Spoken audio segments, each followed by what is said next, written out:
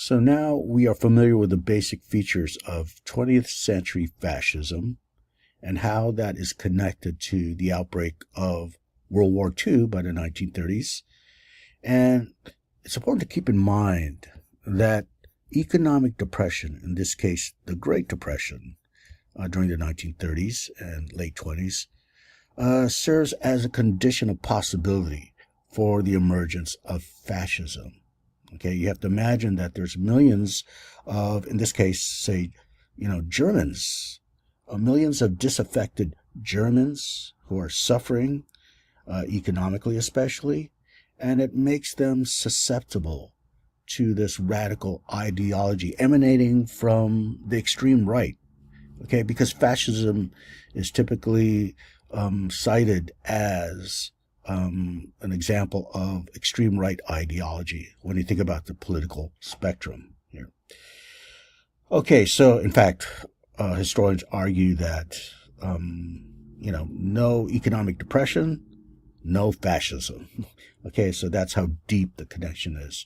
And you see it to the point in Germany or Italy where these secular ideologies basically replace religious beliefs. Okay, in a way, secular ideologies replace religious ideologies. They become religions, these beliefs in fascism, right? And followers of fascism become almost religious in their beliefs.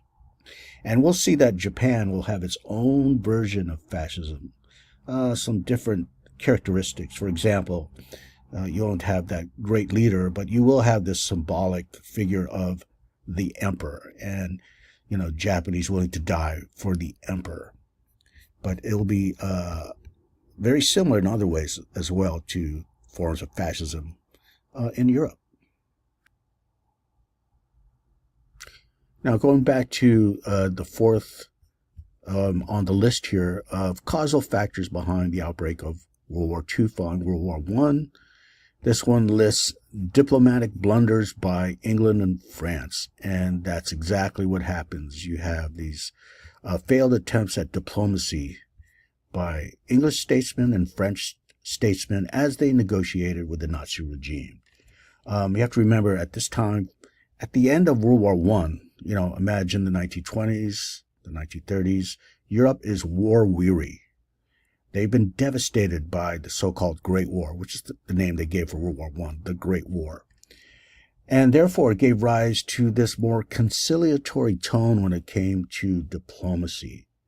And indeed, many of these statesmen, these diplomats, negotiators, they were hesitant to stop Germany from its militarization, from their attempts at expansionism, once you see the Nazi regime starting to partake in those things, right? This massive increase in militarization, and then the beginning of their expansionism into areas outside the Nazi empire. So the approach here was, you could call it appeasement, right? They just wanted to appease Hitler. So therefore they conceded to his demands as long as Hitler agreed not to wage war. Okay, so this was the overriding concern with many of these English statesmen.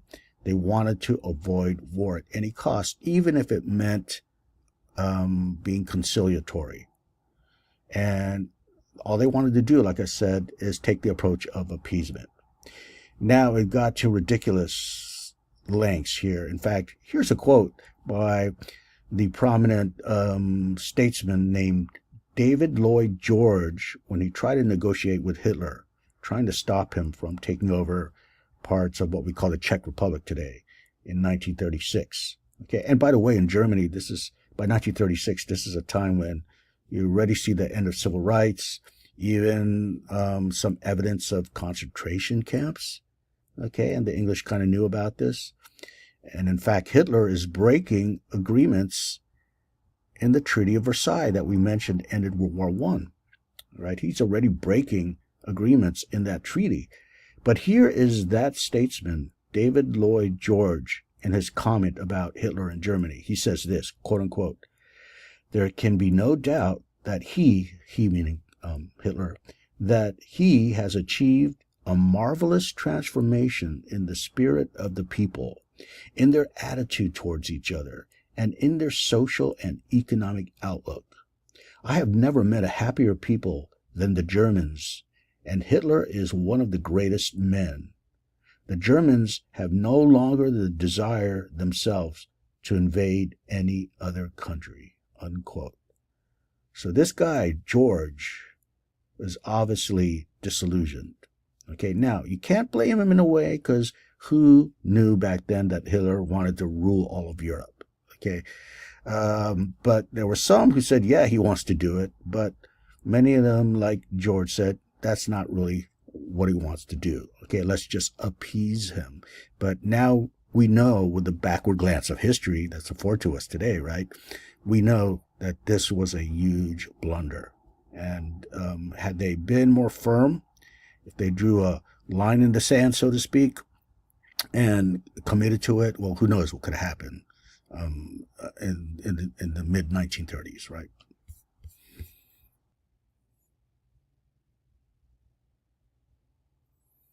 Okay, now we're going to move to the Pacific Theater and reasons for the outbreak of war there. But I have to say, I'll just be more abbreviated in my comments here because they're going to make more sense as we address these exact issues later in this lecture. Okay, but I will foreshadow it right now. And it says here Japan's earlier pursuit of international status.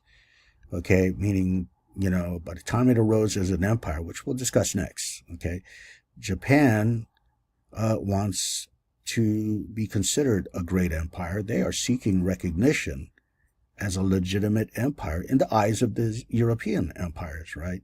So therefore, it's going to lead to territorial aggrandizement, to gain territory, to aggrandize their empire, right? Like all empires do. It'll begin by the 1920s, all right? They're going to expand, actually earlier, they're going to take Korea in the first decade of the 20th century and then expand down, heading towards China later on. Another reason that they'll decide to pursue war is because Japan itself, as an island, it lacked a lot of the natural resources that are necessary for imperialism and war, right? Things like oil, especially, it's the main thing they lacked, petroleum, right? But other things like some crucial minerals, things like tin, rubber. Okay, they needed that from elsewhere, specifically in what we call Indonesia today. So they're going to expand outward and grab them by force, right? And then third one here, you see the emergence of ultranationalism. That's something I discuss in the context of fascism, right? You're going to see the Japanese people basically look at themselves as one collectivity, and that they are the loyal subjects of the emperor, willing to die for the emperor, to do anything for the emperor and the glory of the Japanese empire. And that connects to the rise of militarism, which we now know as a definition in this course. Militarism is going to be central in their foreign policy. They're going to use military force as a means to acquire what they desire, and especially in this context of lack of natural resources. They're going to just grab these territories by force, and they will use their militarism or use their military as a means to acquire them. They're going to acquire them by military might. Now, let's go to the 1930s. Remember, we were discussing, diplomacy, the Great Depression, and all that stuff in Europe. During this time in the 1930s, what was Japan doing? I already mentioned that Japan was seeking to expand its imperial designs upon Asia. And that's exactly what it was doing, okay? It was acting upon its imperial ambitions over, as I mentioned, Korea, but also parts of Manchuria, where, if you know where Mongolia is, around that area, and the Asian continent. It'll cascade down towards China eventually. But let's remember this, geopolitically and geographically, right? There's another powerful Pacific empire standing in its way of Japan's expansionist ambitions, and that's the United States. Now, I just mentioned a while back that, sure, the English and the French are there. The French are basically out of the war, but England is there.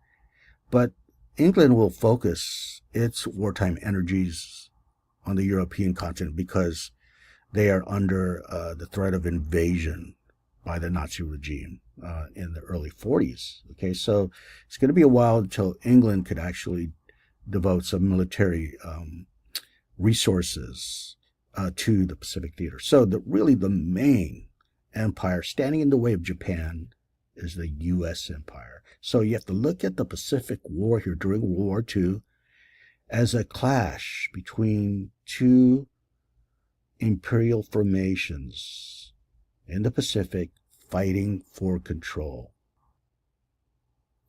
Now, here's what's really interesting about this.